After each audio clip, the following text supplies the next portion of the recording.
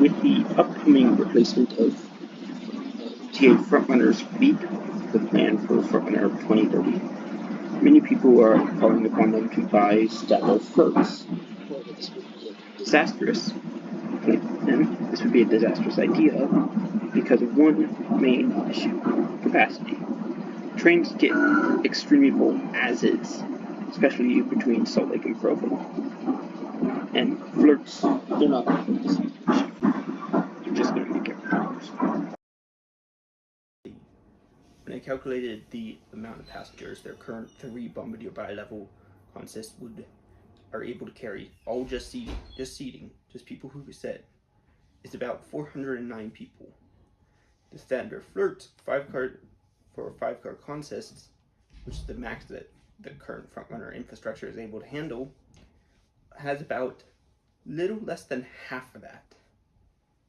And the trains already get extremely busy, especially between Salt Lake and Provo. Like, completely full. Now, mind you, with this FLIRTS, that is both sitting and standing. So it's probably like half of that just sitting.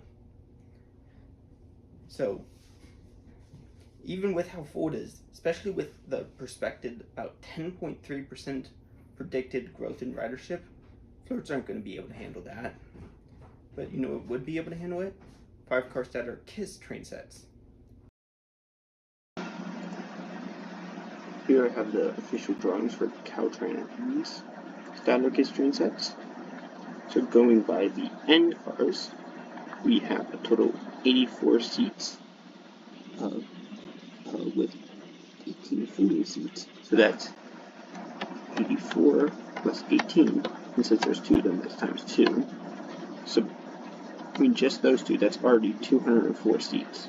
We're doing better than FLIRTS. Now, if we are to include the bike cars, this one here, that would be 76 regular seats and 13 folding, so that would be plus 76 plus 13. And it would likely have 2 of those as well. Our next stop will be Clearfield Station. And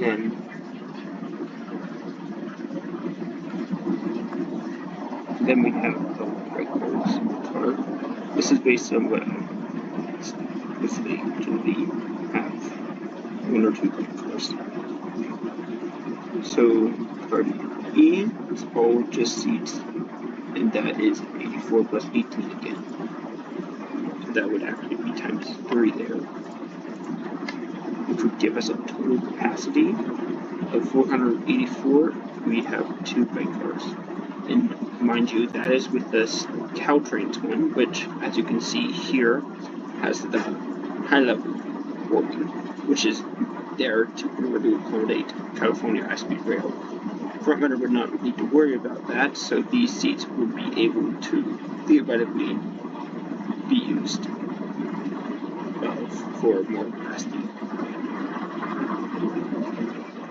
So it would likely be at least a bit more.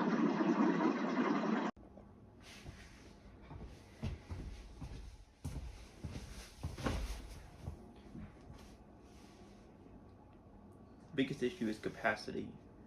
When I calculated the amount of passengers their current 3 Bombardier bi-level consists are able to carry, all just seating, just people who sit, it's about 409 people.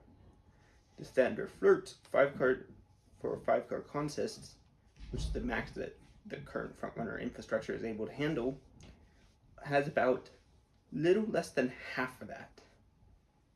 And the trains already get extremely busy, especially between Salt Lake and Provo. Like, completely full. Now, mind you, with this FLIRTS, that is both sitting and standing. So it's probably like half of that just sitting. So, even with how full it is, especially with the projected about 10.3% predicted growth in ridership, FLIRTS aren't going to be able to handle that. But you know what would be able to handle it?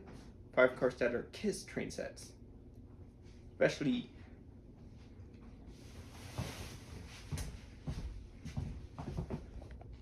it could probably increase by about 16 to 32 fasters per car, which is a pretty big difference.